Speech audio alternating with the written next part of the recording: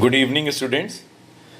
This video content is the second part of the chapter Power Sharing, class 10th, subject Social Science.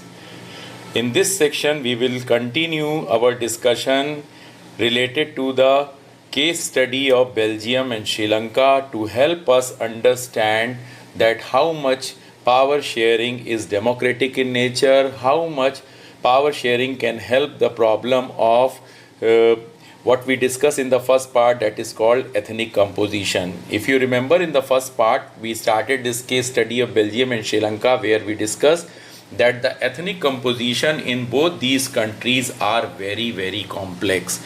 Like in Belgium, the people in majority are Dutch speaking people. On the linguistic ground, there are three groups: Dutch speaking people, French speaking people, and German people over there. And because of their different linguistic background, they have a sort of distrust between themselves. On the other side, we discuss also the Sri Lanka case, where the Singla community, which are 74% of the total population, have the majority in this country. On the other side, the Tamilians are those who are 18%, including the Sri Lankan Tamil and Indian Tamil, and the Christians, those who are 7%, are also in a state of distrust. There is no mutual understanding, there is no cooperation between these two communities.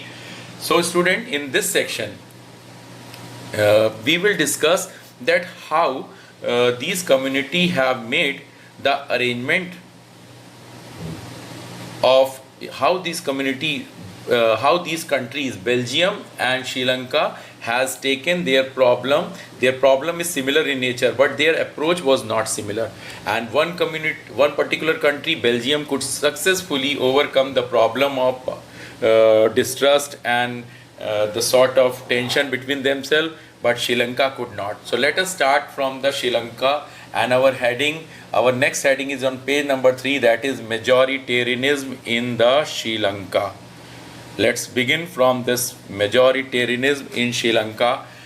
Before we start, let me help you understand what the word majoritarianism means. Majoritarianism simply means that the larger group, the group which is in majority in a particular country, believe that because they are more in number, and democracy is all about number game.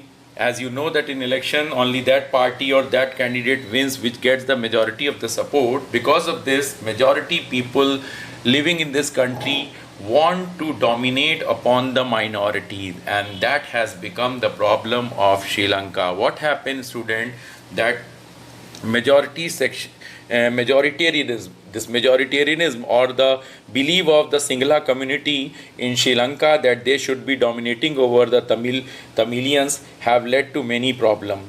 How this all started? Your book has provided the information here that majoritarian measures were taken to establish Singla supremacy, and this was done in a number of ways. 3 measures was initiated in this part. Number 1, that in 1956 an act was passed to recognize Singla as the only official language. Now you can think about it, and you at the same time I would expect you to do the comparison with your own country, India. You studied in class 8th, and also in the coming chapter Federalism you will study that how in the 8th schedule of Indian Constitution there are 22 languages have been recognized, ensuring that every group of these diverse language remains satisfied. And on the other side, in Sri Lanka, the group which was in majority, Singla, has tried to make their language as the only official language. And what they did, that they made that the government followed preferential policies. They ensured that the government in Sri Lanka follows preferential policies. Obviously, the preference was supposed to be given to the Singla community member, and that favored Singla applicants for university position and government jobs. It means there was another treatment made to the Tamilian, another favoritism I should be saying was done to the Singla community, that the applicant from the Singla community could have been given priority and preference in the university as well as in the government job. Third, there was another measures that a new constitution stipulated in the Sri Lanka that the state shall protect and foster Buddhism. There was no space for the Tamilians, their culture, their language, their religious beliefs. Now think about India again, student. India is a country where Hindus are in the majority, but in spite of that, we have made a provision that country is secular and there shall not be any discrimination on the basis of their religion. The people are not going to be discriminated because of their religion, and that's why we find that more or less the people in the country are living peacefully. Though there are some problem in India, we can be discussing in any other day, but right now we should be making a comparison of our countries, India, where the constitution has made a clear provision that India is a secular country, ensuring that all people, whether majority or minority, remain free from any religious bias. But in Sri Lanka, the Buddhism was promoted by the government and the Tamil language was not given any preference. As a result, what happened, student, that you will find that what happened that the slowly and slowly all these government measures one after another was introduced by the government, made the feeling of alienation among the Sri Lankan Tamils. Sri Lankan Tamils started feeling that they are not the part of this country. They started feeling that not a major political parties led by the Buddhist Singla leaders are sensitive to their language, sensitive to their culture, and they have developed the feeling of separation from among the feeling of the separation among the people in the Sri Lanka. The Sri Lankan Tamils were very disappointed, and as a result, what happened? The relation between the Singla and Tamil communities got worse. Over the time, it was not in a very good shape. As a result, the Singla and Tamil community have developed a distrust between themselves, and none of them were willing to accept each other's presence over there. Moving to the another aspect, that the Sri Lankan Tamil now, because they felt alienated, they felt that they are not the part of this country or they are being discriminated. They wanted now a separate Tamil state. They call in Tamilian Bhasha it is called Ilam. So that separate Tamil Ilam was demanded by them. Sri Lankan Tamil started some effort that like they launched parties on their own and struggled for the recognition of Tamil as an official language. Now in among the Tamilians there was a first demand that their language should be also considered as an official one. However, it was not fulfilled. No demand of the Sri Lankan Tamils were fulfilled. For regional autonomy, they further made a demand that in a whichever part, like northern part and eastern part, I told you already in the first section of this video content that the Tamilians were living in the northern and eastern part. They demanded the autonomy. They wanted that in this territory they should have some freedom to take their own decision about their own people, and they also wanted equality of opportunity, whether it is related to the getting a job, whether it is related to getting the admission in the universities, but none of these demands were fulfilled. This further made the difference between the people of the Singla community and Tamilian community. And what happened by the 1980s, now several political organizations were formed demanding an independent Tamil state in northern and eastern part of Sri Lanka. Now Sri Lankan people have chosen the means which we call that the separation or secessionist movement, and between the people of these two communities there started a distrust. There started a civil war because of this distrust. I hope you understand the word civil war. Civil war is a state when within the country two diverse group or more than two diverse group are getting involved in the violent conflict, and the situation has become so tense that you can literally consider it like a war. So whenever it do take place within the country, we define it as civil war. In 1980 onward, students, civil war broke out in Sri Lanka, killing thousands of people. You will be surprised that another 20 years Sri Lanka has witnessed the bloodshed. Sri Lanka has witnessed that suicide bombing, the mass killing of the people of one group or the other group has started taking place. Tamilian have found that they have no choice but to use this measure. Their young children of the age group of 14 to 15 have, instead of going to school, has decided to take the gun in the hand and for the purpose of taking revenge. However, this is the same country, student. If you remember, in the very first chapter of economic development, we had a comparison of the countries in the SDI list, where Sri Lanka was top among the neighboring country. It was above than India. It means the economic development of Sri Lanka was better than these countries, but their cultural and social development was not remain as good, and it resulted in the negative effect on the economic life of the people. That is how. But this situation has ended now.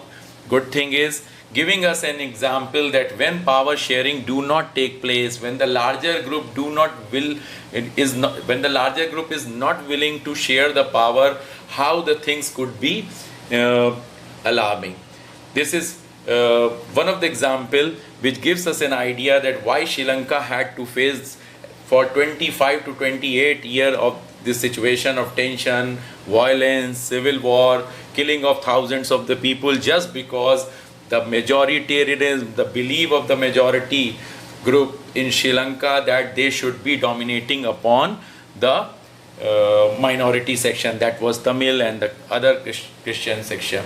Now moving to another example which was a successful example, that is accommodation in Belgium. Student, you will be surprised. We have discussed the ethnic composition of Belgium, and you will be surprised that between 1970 to 1993, only for the purpose of that more and more accommodation of all the diverse group. We have discussed in the first part, there are Dutch 59%, 40% French and 1% German live in this country. But in this country, something did not take place. What happened in Sri Lanka? Dutch did not try to dominate upon the others. Rather, efforts was made every time between 1970 to 1930 that Belgium amended their constitution 4 times. For what reason? Just to work out an arrangement that would enable everyone to live together within the same country. It means here there was willingness among the people of the diverse group that they should not get involved in any tension. There has to be trust, there has to be peace within the country, and because of this willingness, they have made their own arrangement, they have made their own effort that by changing and amending their constitution, that each group remains satisfied. And some of the elements of Belgium model was done there. Some of the elements of the Belgium model, let us discuss one by one. Number of things was done. That was constitution prescribed that the number of Dutch and French speaking minorities shall be equal in the central government. That's one of the very good features, student, because Dutch was more in number. If you consider that the representation was done in the proportion of the population, think about it. The minority section like the French and the German could have remained disappointed. But what they did, they ensured that from whatever the group exists, the Dutch or the French or the German, the minister shall be equal in number, irrespective of the population, whether one is in majority or the other is in minority. This surely made the arrangement that every person in the group have remained satisfied. There was another arrangement made that state government are not subordinate to the central government. Many power was divided between the central government and the state government, but arrangements were made that the state government in these area remain, state government do not remain subordinate. They draw their power from the constitution and exercise the power what are given to state government through the constitution. For that, they need not to remain dependent on the central government. This must have made the regional satisfaction among the various states or province of the Belgium. This must have made the level of satisfaction that people could afford to live in this country in a peaceful manner. Now moving to another point where it has been mentioned that the French speaking people accepted equal representation in Brussels, because the Dutch speaking community has accepted equal representation in the central government. If you remember, in the entire country, the Dutch were in the majority and the French were in the minority. But in Brussels, the situation was just opposite to this.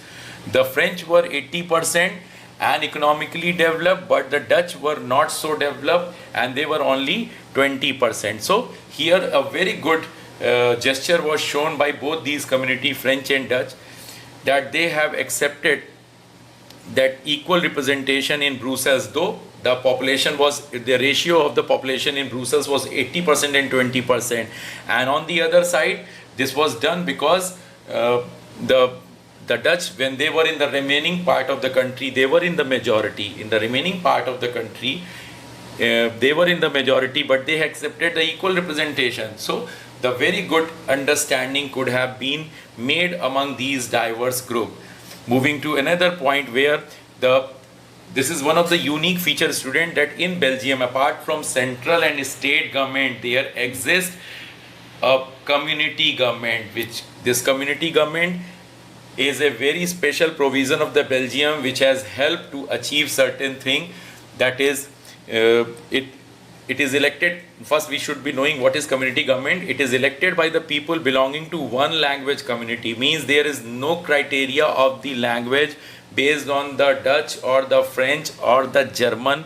Dutch, French and German speaking, no matter where they live, were the part of this. And this government has the power regarding taking the decision regarding the cultural, educational and language related issues, student. This surely has helped people to remain in a very good manner. The community government has the power, as I said, that they can take decision about cultural, educational and language related issues, which was the most sensitive issue, which could have made the struggle between and which could have created the distrust between these lingual groups, but nothing could have taken place only because very good gesture was shown. Arrangement of power sharing was done in a very suitable manner and continuous effort was made. We have seen that it took almost 20 years between 70 to 93 that continuously constitutional amendment was made, 4-time amendment was made, every time effort was made that things get better and better. So by this means we can say that our two examples gives an idea that how the two countries with the similar kind of ethnic composition, the similar kind of complex ethnic composition can have a different situation, one which has not made a power sharing arrangement in an appropriate manner. I'm talking about Sri Lanka, has to go for a bloodshed, has to face the situation of civil war. Lot of people they lost in a period of 20 to 25 years. On the other side, people in Belgium could successfully achieve the peaceful environment because they understood that within a same country they cannot live without trust, without developing the trust, without sharing the power. So power sharing, by these two examples, I hope we have understood that power sharing is one of the very democratic vital factor that can help the problem of distrust, that can help the people to live together, that can also help democracy to be realized in country, and also it can help in achieving equal growth, cultural, educational, linguistic growth for all the group, and every group can remain satisfied. Student, that's how I'm completing this part. In the next part we will discuss why power sharing is desirable. In between, student, there are some cartoons that are given. You discuss in your online classroom along with your teacher. That's all. Thank you, student.